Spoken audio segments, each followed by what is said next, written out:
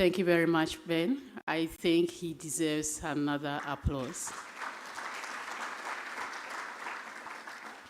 So the task before us is difficult but clear: to ensure that Africa does not only participate in the energy transition, but lead in the global energy transition with bold solutions that are resilient, inclusive, and sustainable without leaving anybody behind. Thank you very much, Ben, for those that call to action. On that note, we want to humbly invite our guest speaker. He is a distinguished Ghanaian politician, economist, and development finance expert with extensive experience in both the public and private sectors. He is currently the Minister of Energy and Green Transition and a Member of Parliament for the Yape-Kasogu constituency. He has held various leadership positions, including serving as the ranking member of the Mines and Energy Committee and a member of the Finance Committee in Parliament. He has also served as a Deputy Minister of Energy and Petroleum and later as a Deputy Minister of Power from 2013 to 2017. Distinguished ladies and gentlemen, please help me welcome with a round of applause Dr. John Abdullahi Jinapor.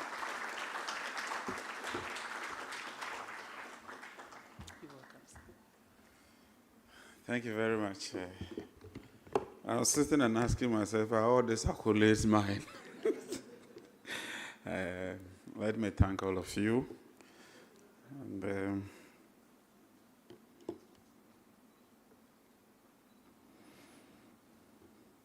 And welcome you to Accra, the capital city of Ghana. I heard the MC state that try and spend a lot of your per diem and money here. So I need not reiterate that. He's made my work for me. So I'm sure that the tourism potential of this country will be boosted by your presence here. Your Excellencies, Honorable Ministers, distinguished delegates, esteemed guests, ladies and gentlemen, it is indeed my great honor and privilege to warmly welcome you to the Future Energy Conference, an international gathering of minds committed to shaping the future of energy. We are indeed grateful for your presence here today, which not only reflects your unwavering commitment to sustainable development and energy innovation, but reinforces the importance of global dialogue and cooperation towards addressing the challenges and opportunities within the energy sector. And in this case, I normally re-emphasize the need to focus on inclusive growth and sustainable development. Your participation in this conference will surely be instrumental in advancing both national and international energy goals and needs. We are confident that your insights would inspire and guide the important conversation taking place at this conference. But let me also use this opportunity to commend the Africa Center for Energy Policy and its partners for convening this timely dialogue on one of the most pressing challenges of our time, financing Africa's energy future. Indeed, no economy can grow without energy. And when we talk of energy, we focus on reliable, affordable, and sustainable energy sources, which is in line with SDG 7. Indeed, it is the lifeblood for industrialization, it is digital transformation, and brings about social development. And like my brother Ben said, about 600 million people in Africa still lack access to energy. Indeed, whilst Africa accounts for about 17% of the world's population, it accounts for just about 4% of energy consumption. And it's even more serious in sub-Saharan Africa, where you have about half of the population without access to electricity. And it's even more dire for rural communities, where you have just about 25% of the population having access to electricity. And so the reality is stark when it comes to Africa. And I believe that this conference will provide us with opportunities to dialogue, to deliberate, and come up with innovative ideas as to how we can bridge that gap and ensure that we do not have this challenge going on as a continent. We must therefore make our energy sector sustainable, not as an option, but as an imperative. If Africa is to achieve inclusive economic growth and secure its rightful place within the global economy, affordable, reliable energy must be pivotal in whatever we do, and energy poverty must be dealt away with. Sincere collaboration between governments, the private sector, and development institutions is central to this transformation. Governments must provide clear policy direction and regulatory stability and predictability. The private sector must be brought on board because the private sector brings on innovation, efficiency, and they mobilize the needed resource and capital for energy sector investments. Our multilateral partners must not be left out. They must help de-risk projects and expand concessional and blended financing mechanisms. Indeed, Ghana's experience has shown the importance of this balance. In recent years, we've worked with independent power producers and financiers to review legacy power purchase agreements, ensuring tariffs are not only competitive, but aligns with our fiscal capabilities whilst protecting investor confidence. And on this note, I want to single out my brother and friend and colleague, Ben Boachi, for the work he's been doing with us. When we assumed office, we looked at all our power purchase agreements and we thought that the cost of power was just too high. But here you are, you have legally binding agreements. And so what do? We needed to constitute a team to engage with the IPPs and to renegotiate. And when we looked around, we did not pick somebody from government. We picked Ben Boachi to be the chair for that committee. And I'm very happy to announce that through his instrumentality, we've achieved a lot. We've achieved a lot of reduction. And this is what we mean by public-private partnership. It's not just mobilizing capital or ensuring that we deliver projects, but it's also about collaborating in this manner towards the nation's benefits. And I thank you very much, Ben. I have another assignment for you, so please lace your boots. That's a tougher one within the petroleum sector. And I'll be counting on you in this partnership going forward. Permit me to share some of Ghana's own initiatives which aligns with the spirit of this conference. An energy transition framework to decarbonize our power and petroleum sector while maintaining energy security is clearly underway. This includes scaling up renewables, clean cooking solutions, and green hydrogen studies. A renewable energy and green transition fund designed to mobilize capital for low-carbon infrastructure and innovation has been launched, and so far, I can confidently say that we have been able to mobilize some very good resources. And so the issue of EV vehicles and all that is being factored in. This year, we envisage that we'll be able to put all cabinet ministers to drive EV vehicles within Ghana to set as a testament. But I also see that the filling stations we are talking about, because the batteries for these EV vehicles are getting smaller and smaller. And what I see is that in future, these petrol, diesel, or fossil fuel stations will become EV battery stations. And people will no longer have to park their cars to charge their vehicles over minutes or hours. You should be able to drive through these same filling stations and just replace your battery and keep driving on. And so through innovation, I'm very confident that we can make use of some of these products or some of these filling stations. We are also scaling up solar projects and mini-grids to underserved communities and supporting productive uses of energy. And so far, we've launched a project to connect 150 island communities to electricity, not through the national grid, but by using utility-scale solar. The Ghana Nuclear Power Program for nuclear energy as a reliable base is also on the table. Regional power integration to deepen our participation in the West African power pool to strengthen resilience and cost effectiveness is also witnessing significant milestones. So far, we supply power to Togo, we supply power to Burkina, we supply power to Côte d'Ivoire, and we intend extending to other neighboring countries. We also supply power to Benin. And so in the spirit of that cooperation, we believe that we can work together, and we take gas from Nigeria. And so what Ghana does is that we take the gas from Nigeria, we generate power, and re-export.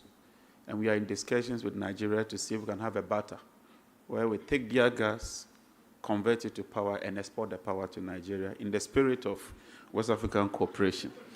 I can see my Nigerian my Nigerian colleagues either laughing, giggling, or doing something else. But I believe it's in the spirit of cooperation.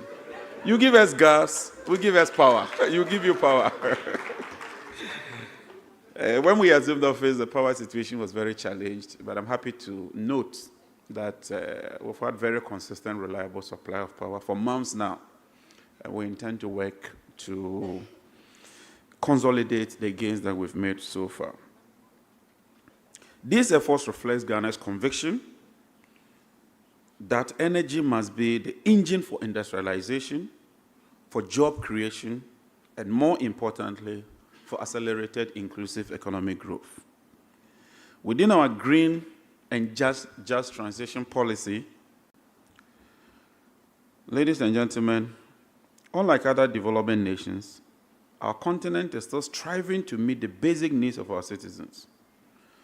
We therefore argue strongly that the energy transition must be carefully calibrated, ensuring that clean energy pathways do not undermine energy affordability, industrial growth, and job creation.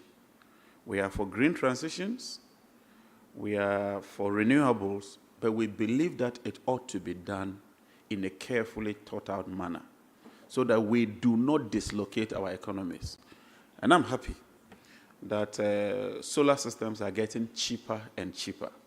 And in Ghana, what we have done is that instead of storing the solar power, what we do is that we use our hydro as the battery for the solar. So we are deploying a lot of solar where we use the solar during daytime, and then nighttime we switch from the solar to the hydro sources. And that balance so far has been very, very effective, and we intend pursuing that further. This is why regional value chain development, supported by initiatives such as AFTA, is critical.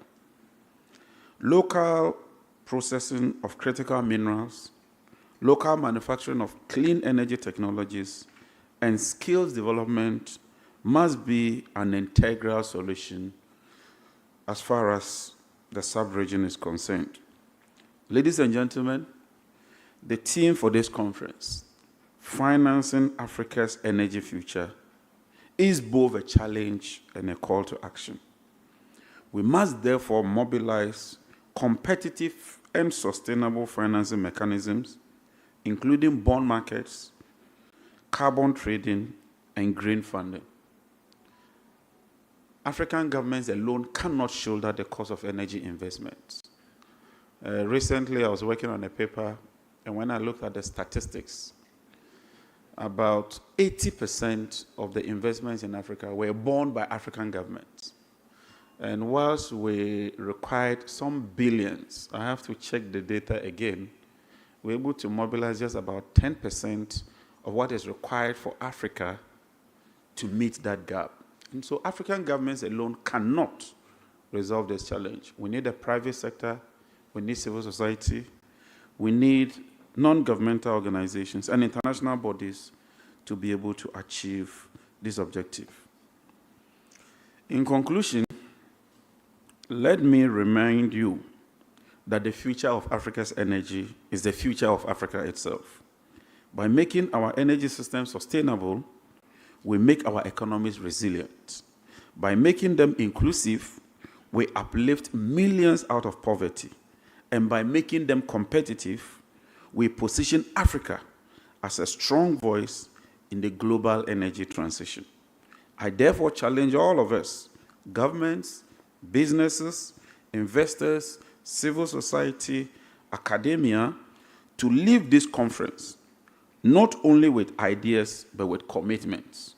Commitments to collaborate, to innovate, and to act decisively. Once again, permit me to reiterate that as we come together from across the globe, policymakers, industry leaders, scientists, and civil society, we are reminded that energy is not about infrastructure and technology alone, but about people, about progress, and the planet that we all share. We look forward to engaging with you, ladies and gentlemen, towards a resilient, inclusive, and sustainable energy future. Let me thank all of you, and let me welcome you to the beautiful city of Accra. Have fun, enjoy yourselves, and leave here with memories of Accra. Thank you very much, ladies and gentlemen.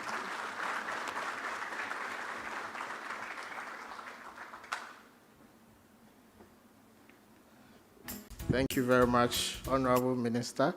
I think I forgot to lay the ground rule here that when we invite someone to come and speak, from the moment he stands up to the stage, you keep clapping. And then when he's done speaking until he sits down, you keep clapping as well. So because you've not done that, let's clap again for the minister.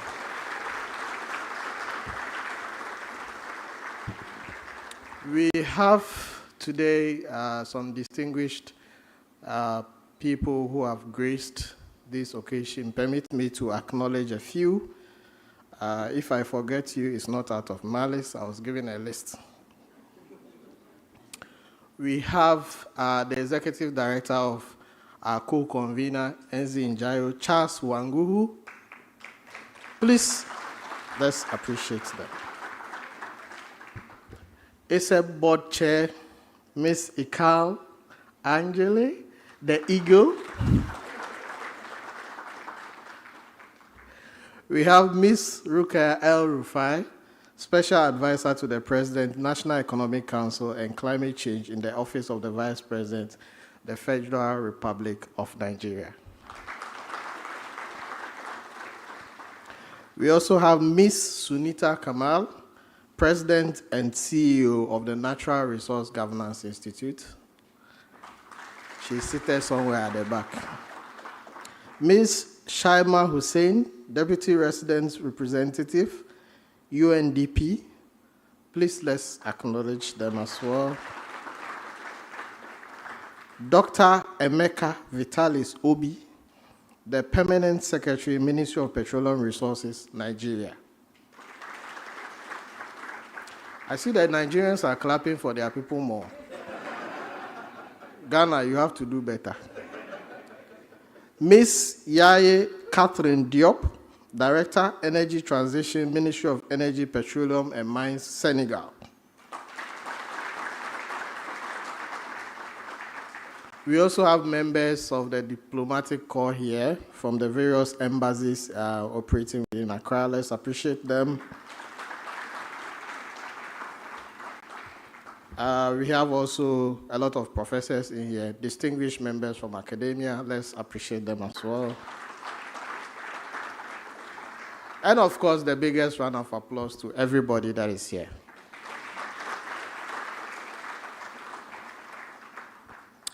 We'll take a keynote from our guest speaker, Our guest speaker is Special Advisor to the President on National Economic Council and the Climate Change in the Office of the Vice President of the Federal Republic of Nigeria, responsible for managing the Council's affairs and plays a critical role in developing and implementing Nigeria's climate change policies. She is also a fiscal expert and was a special advisor to the immediate past Minister of Finance, Budget, and National Planning on national revenue matters. Please, let's welcome Ms. Rukai El-Rufai to give us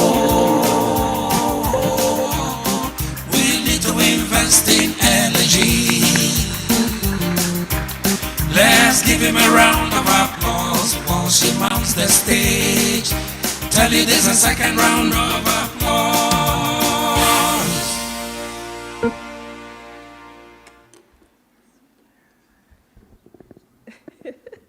So it passed the test.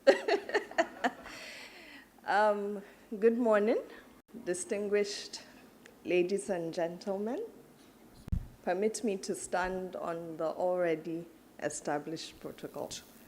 I have a very long keynote address, so I would rather just jump into it, hoping I set a good frame for the discussions of such an important topic.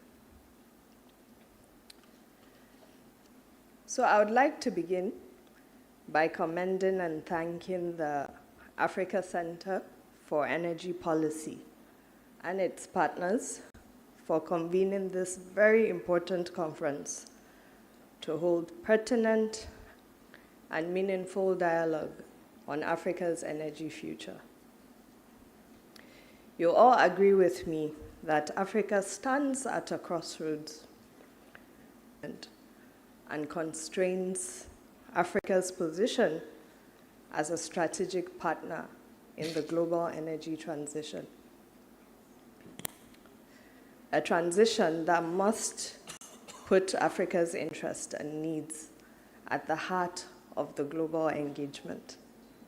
It's a highly political platform. The topic is highly political, and if anything, what I've learned in my role is politics always triumphs.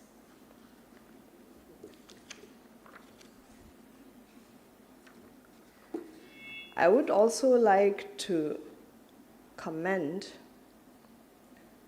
the innovative, data-centric, and research-based approach of the center, coupled with its green and inclusive approach to advocacy that ensures shared value creation.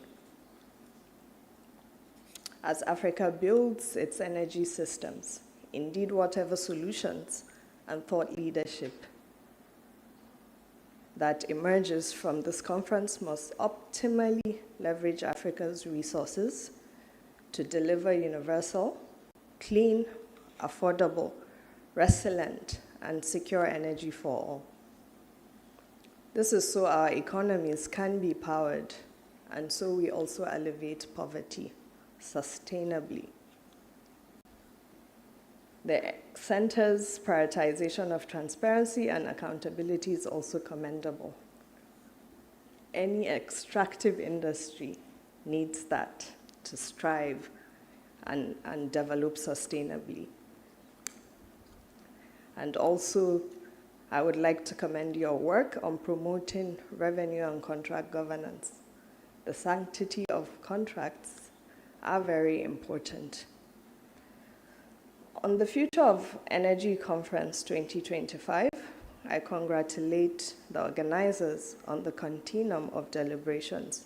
It is clear that the outcome of 2024 informed this year's theme on how Africa can unlock investments for energy access and unlock the economic transformation it deserves. But most importantly, I congratulate our host, Mr. Boyache, for being named the Energy Advocate of the Year, and the ACEP for winning the Think Tank of the Year at the 9th Ghana Energy Award.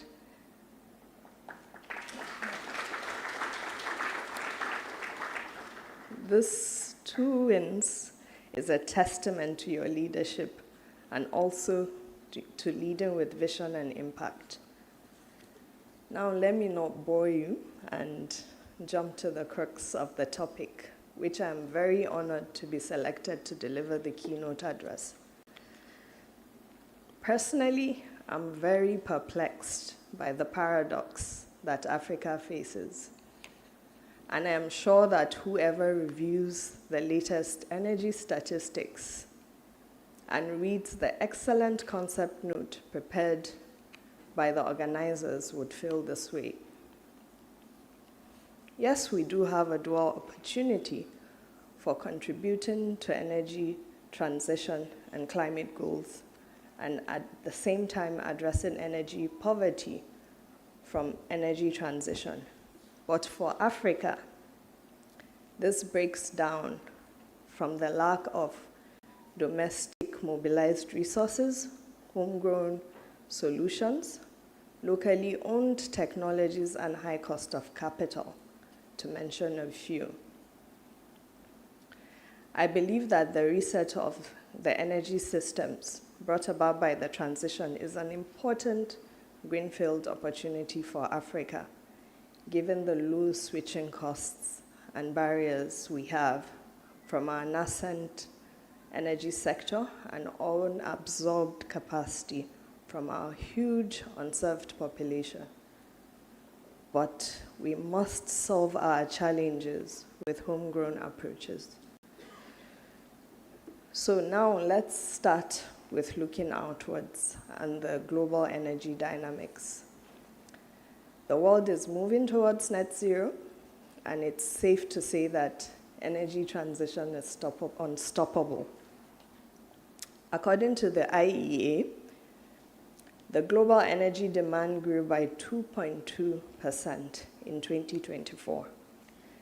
This is largely driven by the surge in electricity demand that grew by 4.3%.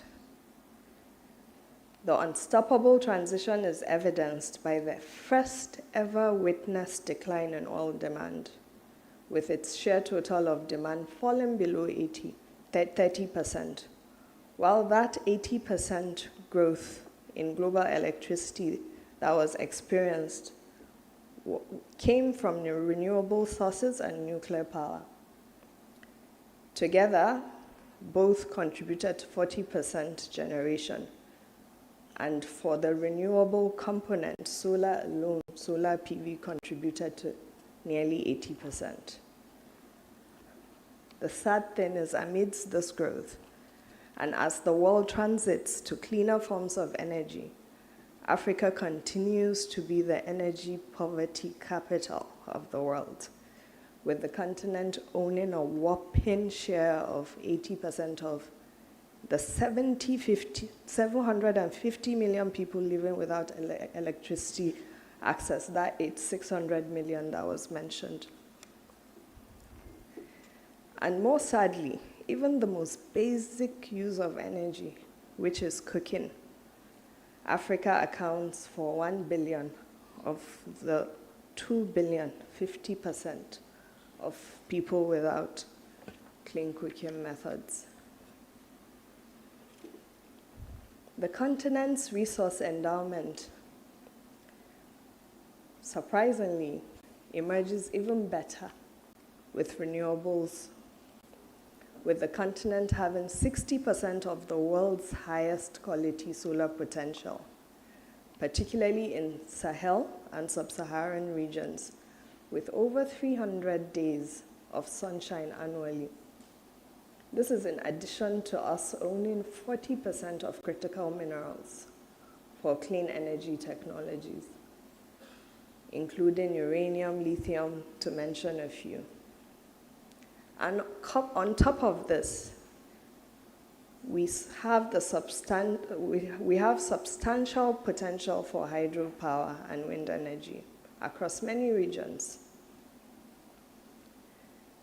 This is for just renewables. And when you look at the traditional endowments we have on traditional fossil fuel, the continent owns 7% of oil reserves and 13% of natural reserves. Looking at the future and the times we are in, I'm sure you all agree with me that Africa is truly blessed and we are resource rich. But on the flip side, with all these endowments, we account for just 1% of solar capacity, installed solar capacity. Our exported resources are in raw forms, only to import finished products at a premium, exporting our much needed jobs. Ladies and gentlemen, the current state of energy access in Africa is a story of constrained opportunity, lost productivity, and stunted dreams, to mention a few. We must challenge ourselves to turn Africa's resource paradox into power. Power for homes, for industries, for irrigating our farmlands, for schools and hospitals, our social infrastructure, and for the sustainable growth of Africa. If we rise above the challenge and find sustainable solutions and ensure universal access, this will mean a 30% growth in Africa's GDP by 2040, 30 million jobs by 2030, 30% increase in non-farm income through micro-enterprises, and improved productive energy use. It will also mean increased household incomes, improved educational outcomes, and reduced reliance on biomass, which will ensure strong gender equity impacts. I'm sure you all agree with me, the case is clear and compelling, more so with our absorption capacity, with the projected population growth, as Africa is projected to reach 2.5 billion by 2050. With all these advantages, we can turbocharge our economic transformation and break our people from the shackles of poverty. Our people must be able to access energy productively, and they must be able to afford it. I believe that with this case, we can unlock investments and patient capital so we build our green industries and others at large and create green jobs on the continent. This now brings us to the finance paradox faced, which can make or mar our transition. Without affordability, our plans will just be there. They will just be great plans. The IEA estimates that achieving universal energy access in Africa will cost just 25 billion a year, less than 1% of the global energy investment pool.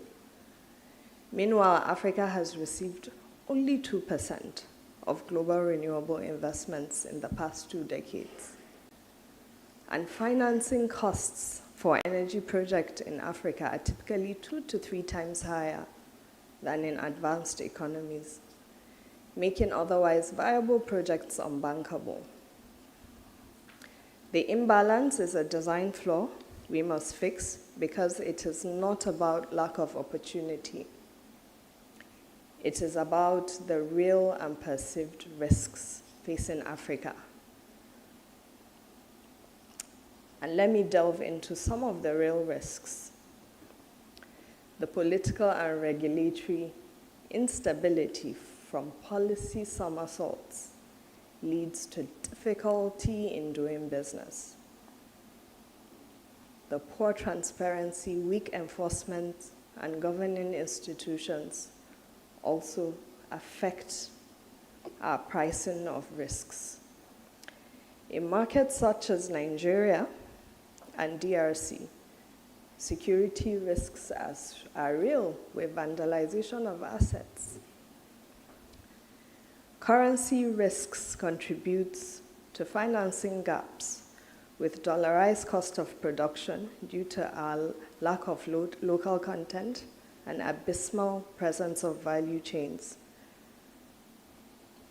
Low onshore production capabilities, whereas on the other side, the revenues are in local currencies, with volatile foreign exchanges and poor access to foreign currency due to our balance of payments.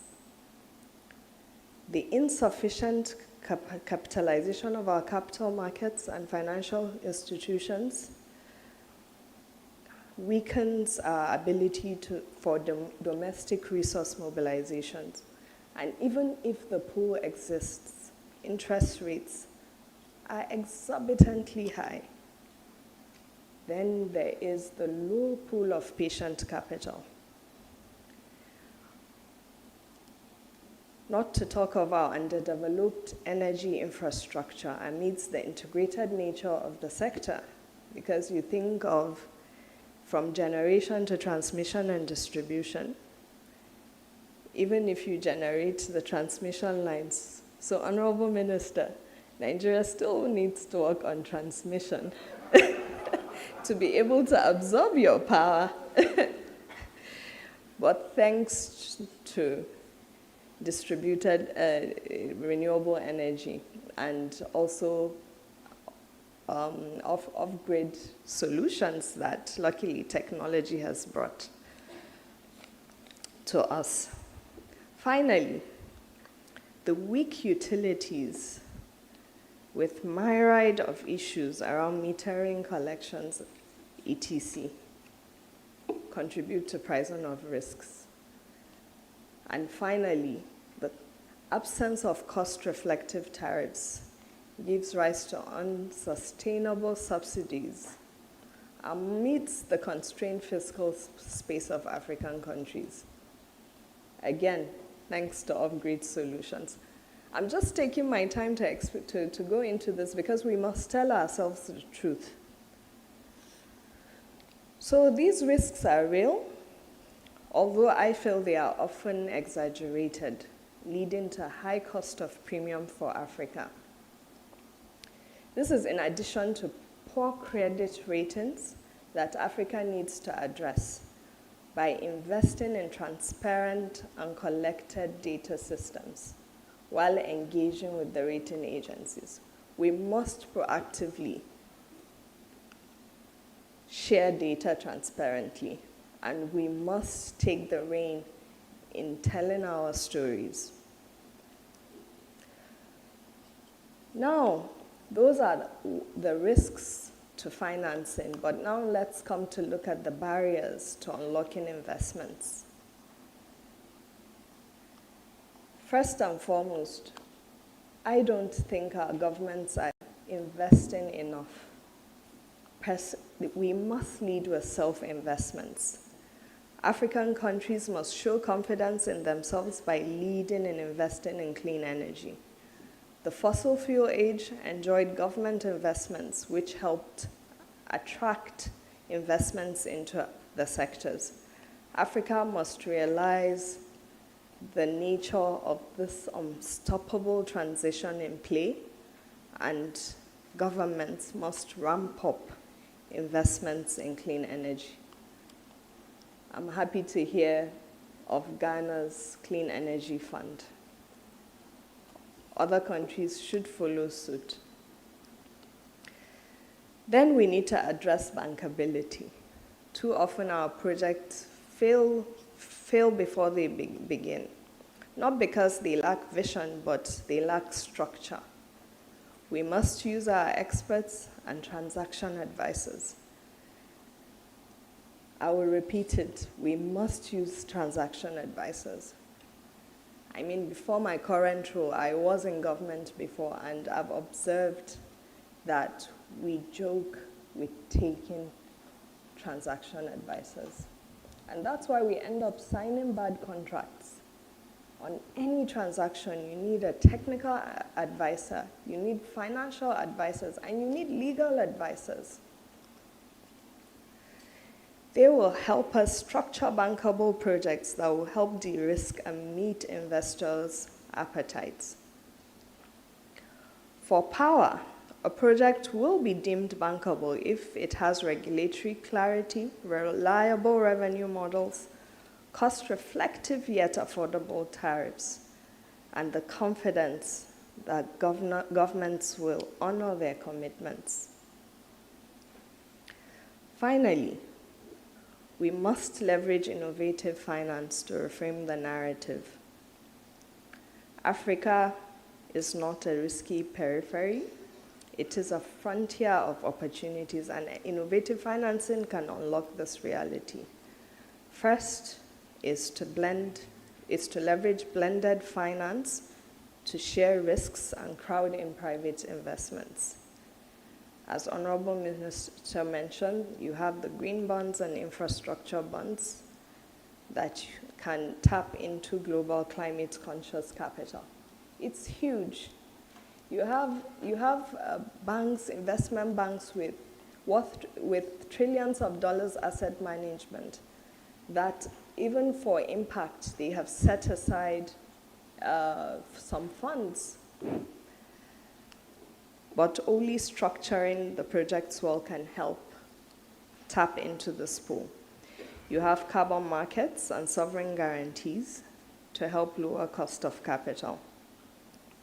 Then domestic resource mobilization, such as African pension funds, sovereign wealth funds, and capital markets to finance our projects. And I have a very good example to share. Coming from TICAD, from Japan, we were at TICAD. And in Nigeria, under the Human Capital Development Program Accelerator, we have a project on clean cooking that we're conceptualizing, Project FOCO. And we are working towards leveraging high integrity carbon credits in a PPP model to address clean cooking. We went to make a pitch to a Japanese financier, but we use transaction advisors to prepare. To sum it up, Africa must identify its purpose, have visionary leadership, create its long-term strategy with unwavering commitment to Africa's interest at large. The Africa Continental Free Trade Agreement presents a platform for cross-boundary cooperation that can help build the much-needed integrated energy value chains and infrastructure. It can also help us harmonize markets and amplify our collective bargaining power. We must do value addition onshore to unlock our green industries. We must stand together with a collective stance on the global engagement on international rules of energy trade, climate finance, and mineral value chains that currently too often disadvantage African nations. We must choose our pathways wisely and commodities to build those value chains on wisely because of the disruptive and high evolving technological terrain and the new breakthroughs that are witnessed at an accelerated pace. But very importantly, and as mentioned by the chief host, we must ramp up investments in R&D to invest in our own solutions and our technologies. This is what China has done. We must ramp up R&D investments and back our innovators with capital mentorship and market access. And to just sum it and end, I would like to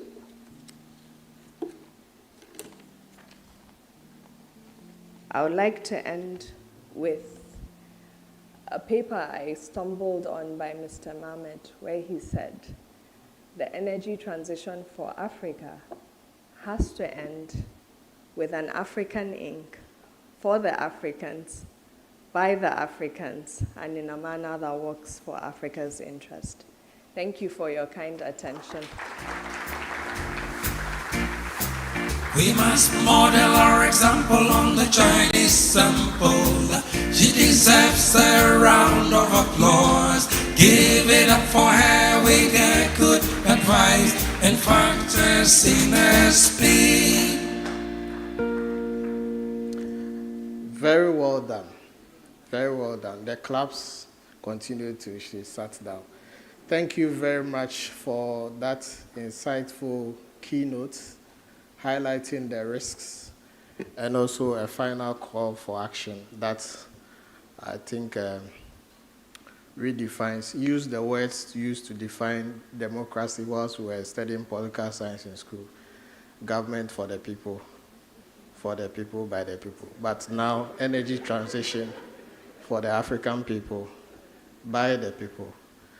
And, which one? I've forgotten the rest. Anyway, thank you very much. So we'll take I think one photo up with the minister. He has to attend to other government business. So Minister, you come here with Ben, members of ACEP board, and the guest speaker, our co-convener, Charles. Yes, Charles is hiding. All our guest speakers, you can join.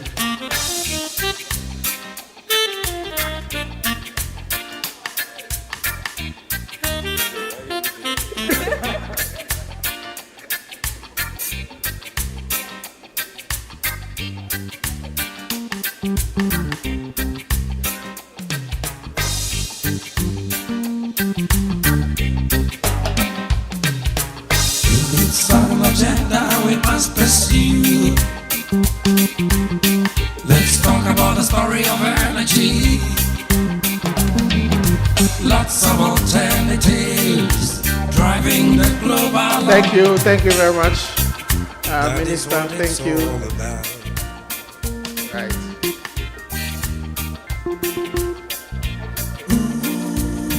Let's talk about energy, translating it into multiple benefits. Yes, so with competition. That's what it's all. we are going to take a very short commercial break. Unfortunately, I don't have anything to sell during the commercial break while the minister takes a leave of us. And then in the next 5 minutes, we'll reconvene to take our panel sessions for the day. We have exciting panels coming up, preceded by presentations as well. So please, don't move, just stand up and stretch your legs for the next 5 minutes and then we'll come back. Thank you very much.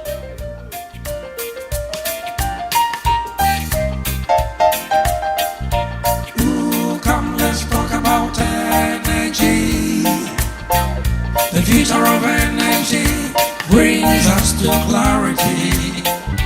Oh, let's talk about energy. Oh, come on, how do you feel? Let's talk about it in our communities. Let's discuss these issues much more in detail. Oh, let's talk about energy, that's what it is.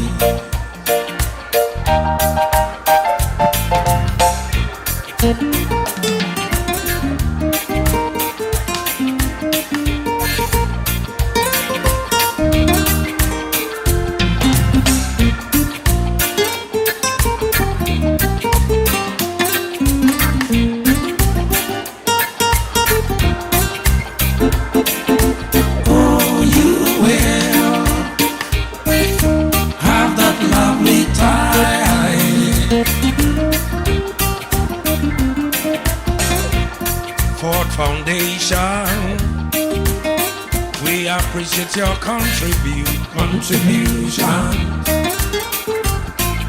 Deloitte, Oxfam, Global Witness, the American Climate Foundation. Come everybody, let's come. Let's talk about energy. It has a multiple beneficial effect. Come, let's talk about it all day long.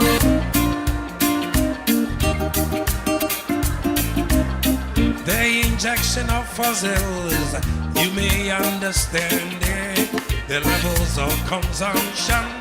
Come, let's unlock Africa's power derived from versatile energy. Talk about all the variety. Oh, let's talk about energy. Of course, considering climate change has its effect. This would be the time, so we must all invest in energy. Lots of organizations who bear some interest. So, you and I need to have a talk. You and I need to have a talk.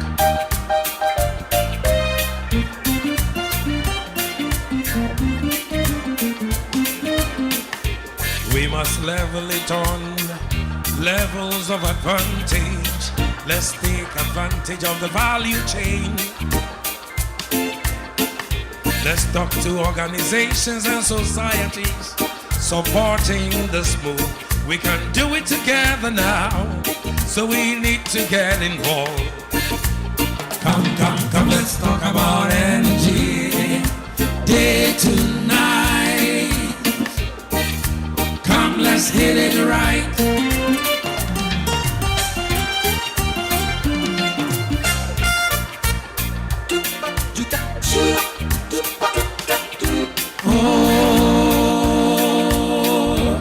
Let's talk about energy. Let's talk about it in the schools, communities and hamlets. Let's talk about it everywhere. Let's talk about it day to night.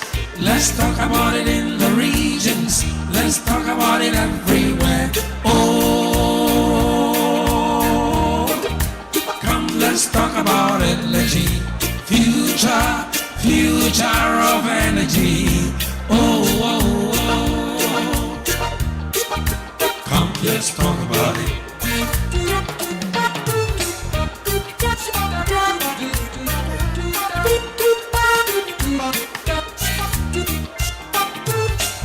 One of the benefits is to unlock our economic power. It will strengthen our societies with high levels of consciousness. Let's talk about it everywhere. Spread the good news all around. Oh, come, let's talk about energy. Come, let's talk about energy. Come, let's sing about energy. Come, let's propagate the good news.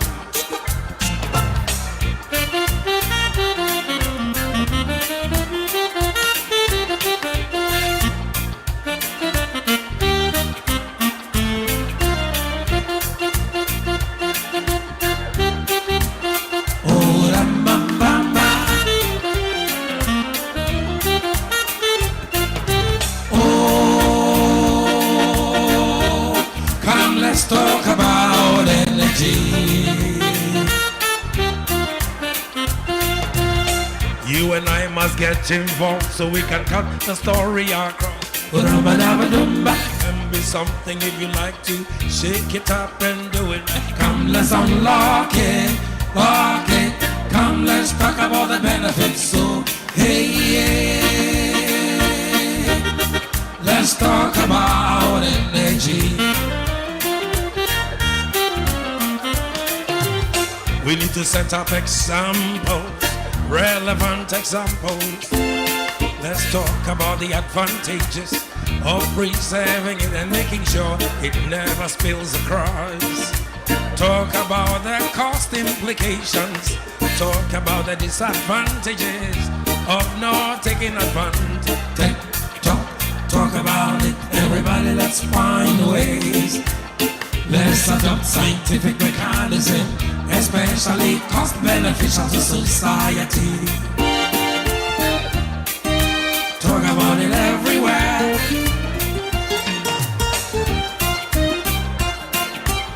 Talk about it in the schools. Talk about it in the churches. Talk about it in the communities. Talk about it everywhere. Take an individual initiative and push it all around. Yeah. Wow, wow, wow.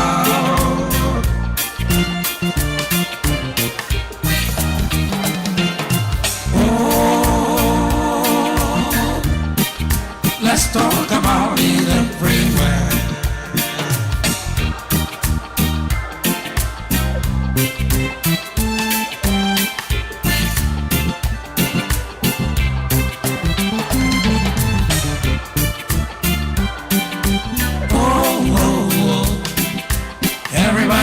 To talk about it once you participated in this conference. We must communicate, we must pass information, we must send the good news all around. Talk about it everywhere. Let's talk about the cost component. Talk about the benefits and everything. Everybody come along, let's do it.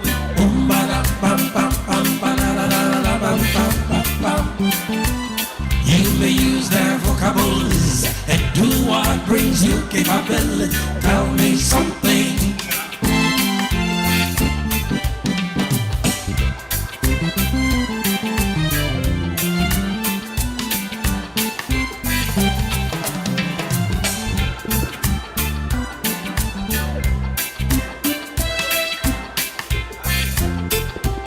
Hello? Hello? Thank you very much. Thank you very much. Thank you very much, everybody. Let's come back and resume our seats. Let's come back and renew our seating. The MC is ready to set the pace for the day. All right, everybody settle in on your chairs. Everybody settle right in your chairs. Everybody settle down. We are just about to roll. Time is running out, so let's settle down so we can go ahead with the conference. The MC is calling on everybody. Let's settle down. We are just about to begin. Settle down, settle down, settle down. Let's settle down. Let's settle in on our chairs. Let's settle in on our chairs so we can keep up the pace for the day. Talk about the future of energy.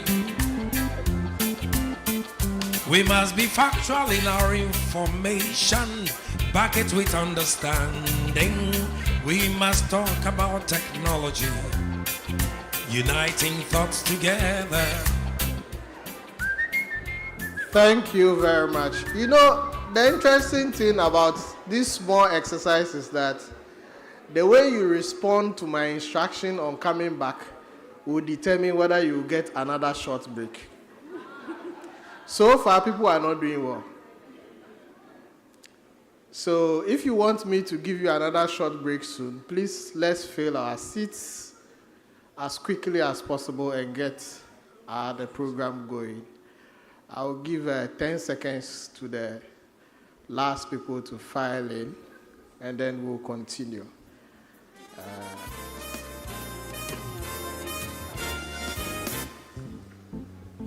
All right, please, let's be swift to our seats. Whilst walking back to our seats, I want to take a moment to again acknowledge our partners.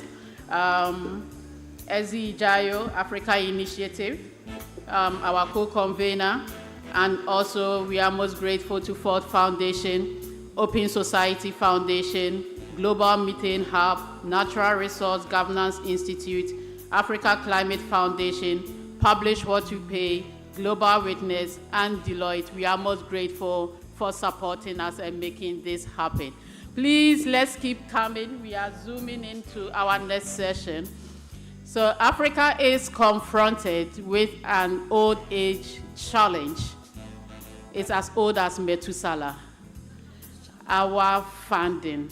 It's been with us since the beginning of time, and in the new era of energy transition, it's still lingering on. And this is aptly captured in our next session. That's Beyond Aid, unlocking innovative financing pathways for a just and inclusive energy transition.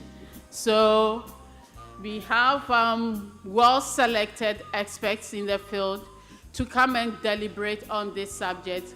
How can we move from aid dependency to self-sufficiency? Because a study by IRENA indicates that between 2000 and 2020, global RE investments reached 2.8 trillion USD. Unfortunately, Africa accounted for just 2% of that 2.8 trillion. And this is a mere 13 USD per capita. You ask ourselves, what do we do with 13? What will you do with $13 if you want to access energy in your home as we transition to cleaner sources of energy? So this morning, to set the context for our discussion, there will be a presentation by the country manager of NRGI. He will be setting the context focused on unlocking finance, driving implementation of transition plans for Africa's inclusive adaptation pathways. So Dennis is a resource economist and policy analyst with over a decade of experience in the extractive sector. He currently serves as the Ghana country manager for NRGI, where he leads work on extractive sector governance and the energy transition. His expertise lies at the intersection of climate change, natural resource governance, and the transition to green economy, with a particular focus on the role of transition minerals. Distinguished ladies and gentlemen, please help me welcome Mr. Dennis Jeyu, the country manager, Natural Resource Governance Institute, as he tells the context for this session. Thank you, Dennis. Thank you very much, Mabel. And I'll stand on existing protocols, given that my time is very limited and I'm just supposed to be setting the context. I think what we've heard this morning from the minister, from Ben, and our guest speaker, all shows an intersection between energy, climate, and the economy. And I think that it is important we situate this in the next panel. But of particular concern is the issue of inclusivity, how we are going to move forward with funding that does not cripple the economies that are supposed to be in transition. And so I wanted to just set a bit of context. We all know the energy sector has been contributing, is the biggest contributor to emissions. I don't know who's.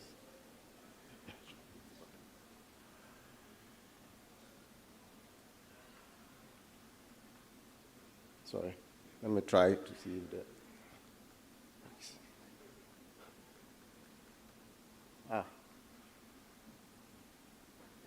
I hope.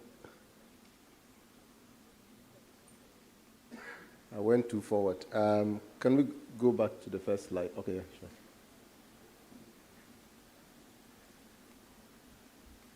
Yeah, but there's a big intersection between climate governance and the transition, with the energy sector contributing significantly to emissions. Even though we've heard of statistics this morning that are talking about huge investments in the renewable energy space, which is also displacing a bit of the fossil fuels. And we can see that even in 2024, for instance, emissions from the energy sector increased by some 0.8%. And at the same time, renewable energy investments increased significantly, displacing some 6% of fossil fuels.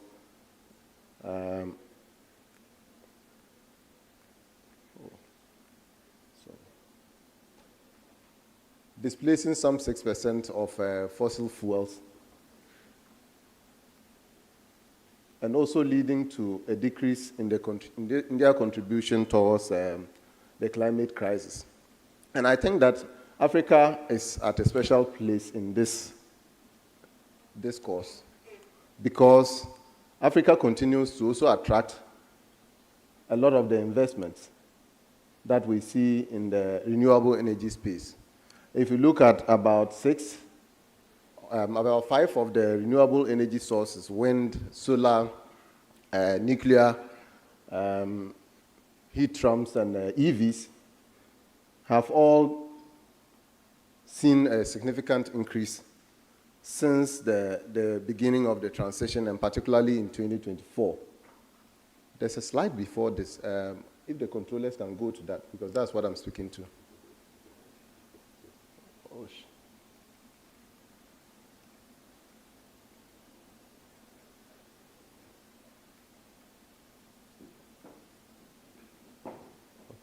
Sorry about the mix-up, but I want to be sure people are following.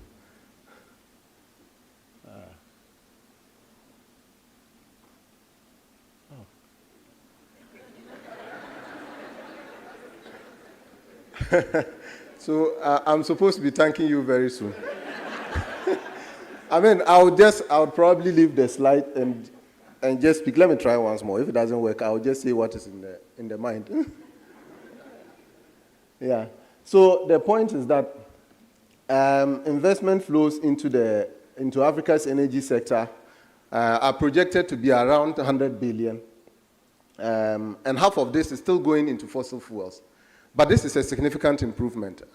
If you have about half of the investments going into renewable energy and energy efficiency solutions in Africa, from where we are coming from, we know that that is quite significant. If you look at the trends from 2015, globally, we see the role of renewable energy, which is the green line there, increasing significantly.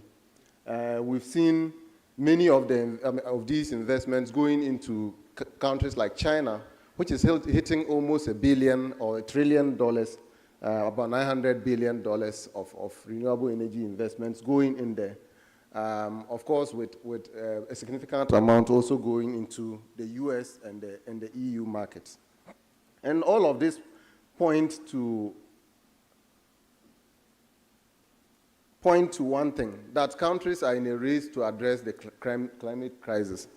The good thing is that we've managed, unlike other problems, we've managed to cost what it will take to move in line with the transition and to address the